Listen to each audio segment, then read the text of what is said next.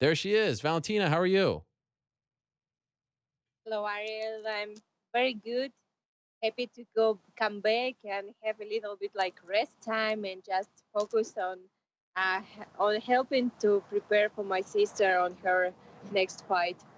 So you are back in Las Vegas? Yes, we are now in Las Vegas and UFC Institute, and we have our training camp in here. So do you and your sister now live in Las Vegas? We spend a lot of time here because of UFC Institute. It's very good facility, and we just like spend almost um, 1 month. We already was here, and we are planning to stay here 1 month more. Okay, wow. And this past weekend, as I said, you worked the broadcast in Spanish for the UFC's debut in Chile. How did that go? What was that like for you? Oh, it was amazing experience, and I really like it. I enjoy it, and actually, it was totally like I was feeling me totally good in there because it's something that I know what I'm talking about exactly. Like speaking about fight, and of course, I had very good company. Fabricio Verdun was there, and Troy Santiago. So um, I think it was very good one. Now, were you doing the desk work or were you doing like the color work like Joe Rogan does? Like, were you actually calling the action or were you analyzing it in between fights? No, it was all together. It was in fights, after the fight, Wow. in between fights. So it was we was doing like commentators, Yeah. and we started at 3 p.m. and ending at 10 p.m. So all 7 hours we was like very busy this Wow. doing all this. But Were you exhausted afterwards?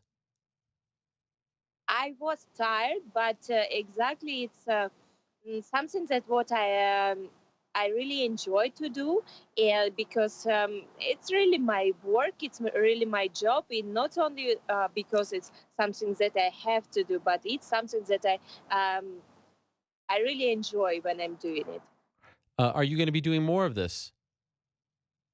I hope so. Okay. Well, that was the first time, In though.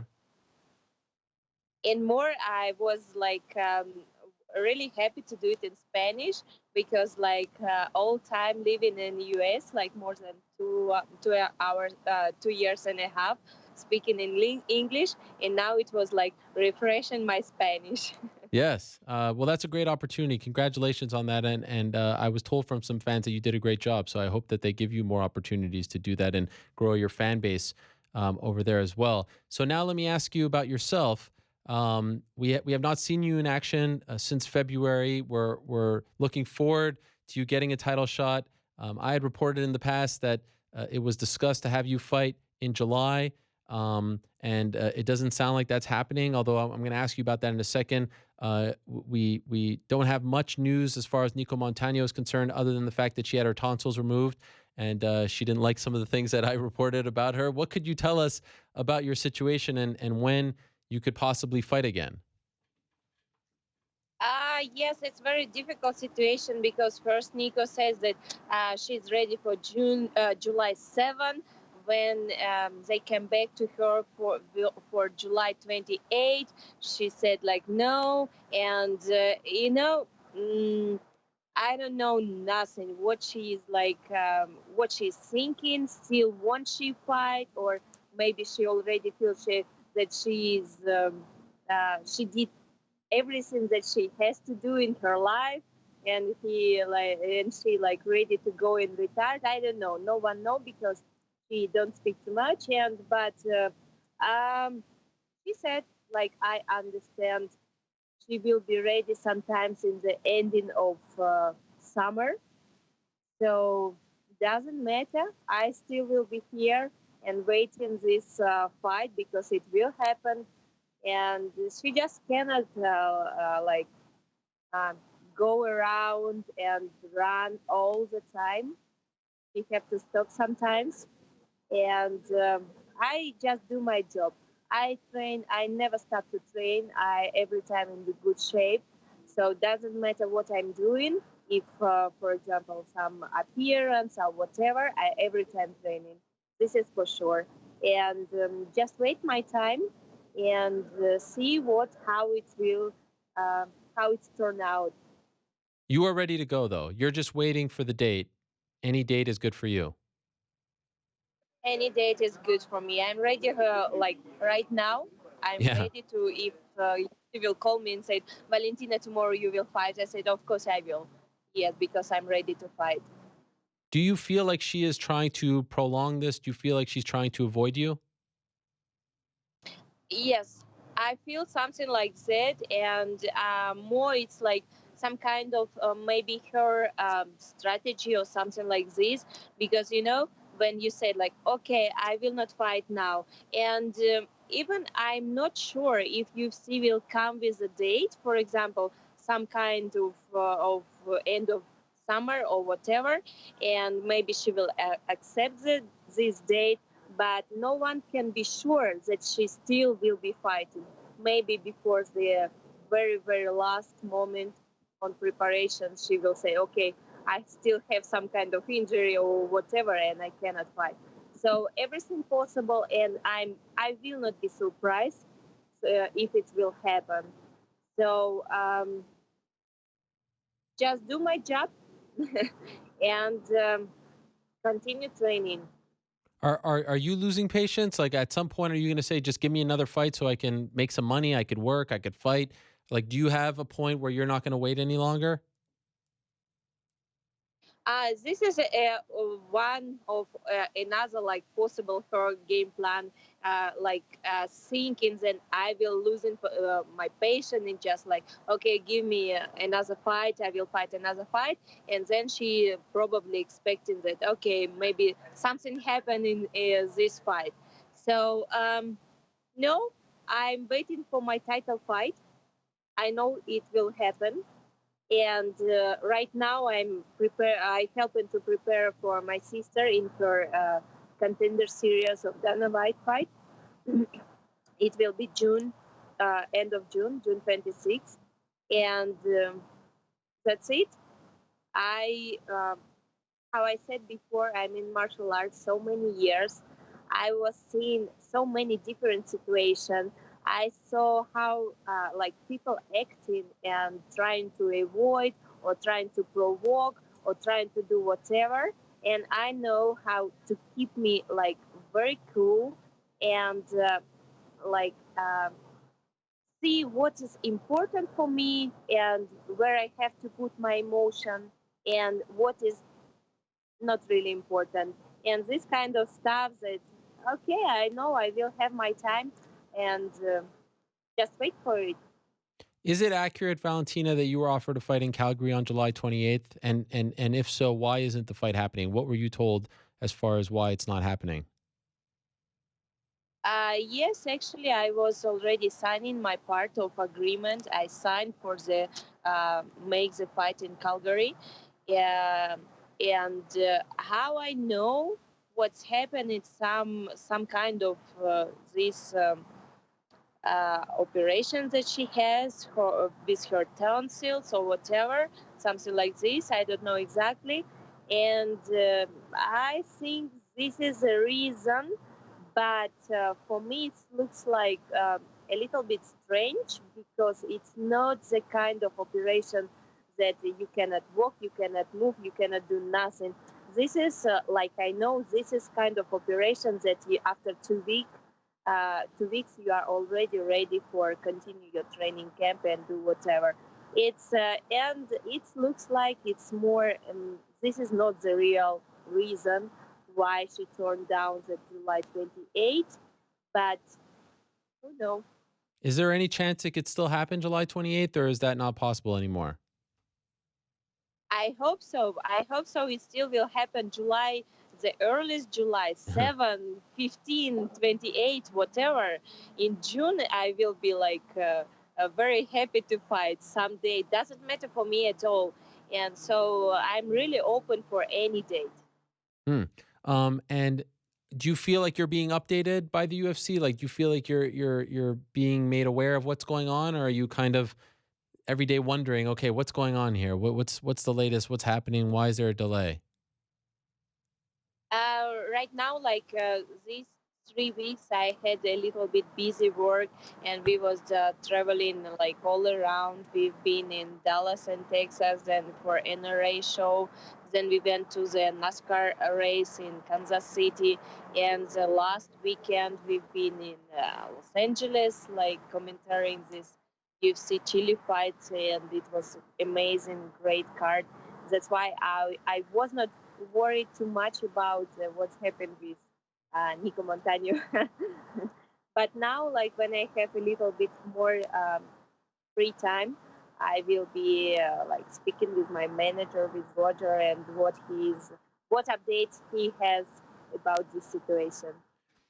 As you may know, last year the UFC had a situation with a new champion, Jermaine Durandamy, where she became champion, and then it seemed like they couldn't get her to accept the fight against Chris Cyborg. And I said that this situation was somewhat reminiscent, obviously not apples to apples, but just the fact that they couldn't get the fight done. Eventually, they stripped her of the belt, and Cyborg fought for a vacant title. Have they told you at some point they might do this? Has that come up at all?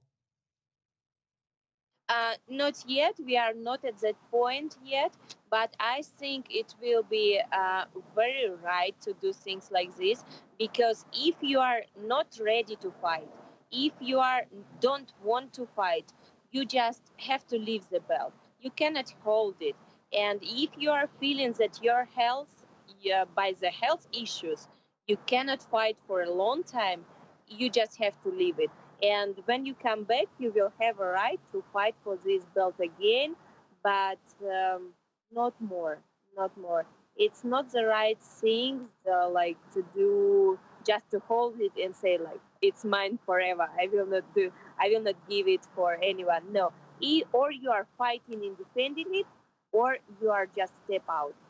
What do you say to people, Valentina, who say that there's just, it's no knock on her. She won a reality show. She won the belt. She's a champion, but you've been competing for a much longer time, that this just wouldn't be a fair fight in terms of experience, the level of experience that you both have. Do you agree with those people, or do you think that they're not giving her enough credit when they say that? In this point, I think if she won the title, so she did exactly like good job. So she showed for everyone that she deserved it, and of course, like she was fighting with the girls who was participating in this reality show, and each one they are having like very good skills, very high level, and she was the best from all these girls. But of course, outside the reality, we have a lot of more fighters at this weight class. Of course, I have much more experience because um, I'm doing martial arts 25 years already. So I've been in martial arts all my life. Of course, she don't have this kind of experience, but it doesn't mean that she's weak opponent. No, it doesn't mean. I still waiting for like good fight, and she will give everything that she has. But like in the same time, it doesn't matter for me because my mindset when I go to the octagon, when I go to the fight, it's like to break my opponent and win this fight because for me the most important is it is not participation, it's a victory. And every time in my training camp and in my trainings, I follow these rules. The victory is number one. Wow. What's your prediction? When do you think this fight happens? In this situation, no one prediction Okay. because I was so sure. I was so sure when I heard that she said, "Okay, I want to fight in July 7 in Las Vegas," and I was very sure that this is a truth. But looks like she's like saying something, but it doesn't mean it's very truth. It's some kind of person who don't care much about their words. They can say one, but then turn it to another way. And in my life, I every time try to follow each my word. If I say it will be like this, so it will be like this. I'm not turn out to different direction and then try to like find the better way for me. And that's why, like, never know what will happen. Never know. And what is it like for you to have your sister now? I know she's not officially part of the UFC, but now she's going to debut on the Contender Series and hopefully get a win there and go to the UFC. To be by her side, she's been a part of your career, your MMA career for a long time. What is it like? Do you like this path that she's taking, or do you think that she is ready for the UFC right away? Oh, she's ready for UFC like a long time ago. She's ready for it, and I'm so happy that she will fight in this contender series. And I hope that after this victory, she will be like officially part of UFC. And more exciting that we will be fighting in the same weight class, 125. And this is, I think, she will be very tough competition for every girl in this weight class because she is tall, she is strong, and she is very, very good one. Why does that excite you? Because that could lead to a potential issue down the line. Why do you want to have her in the same weight class as you? Like for me, I still have this opportunity, not fighting only 125, but also in 135. So I still not like turning down this option to fight in the bigger weight class. So I can manage it. I can manage it easily. Okay, fair enough. Speaking of which, before I let you go, excuse me, what did you think of Amanda Nunes's performance against Raquel Pennington last Saturday? Did you see it, and if so, what did you think of it? I didn't see the fight, but I know the result. Exactly at this time, I was in NASCAR games and I was like enjoying something new experience for me because it was my first NASCAR race Oh, um, in life. See it like in life, and it was really amazing. But even before the fight, I knew that it will be ending sooner because I I knew that Amanda she just was stronger than Raquel Pennington, but Raquel gave all her like heart on this fight, and um, she fought till her like the very last minute, and she shows a very good character, very strong character. But for me, it was not surprising that it will be this result. Valentina, I wish you the best. Thank you for coming on and clearing up your side of things. I've asked Nicco to come on the program, but I have not heard back. So maybe soon we can get a word or two from her. But congratulations on everything that you're experiencing outside of the cage, including your job working on television. I heard it was great, and I hope that we get to see you back in the cage sooner rather than later, fighting for the belt because that's what you deserve and that's what you've earned. So again, great to catch up with you, and good luck to your sister. It was great to have her on the show last month as well. Thank you very much, Ariel. Every time it's my pleasure, and I also hope I will be back in the octagon as soon as I can.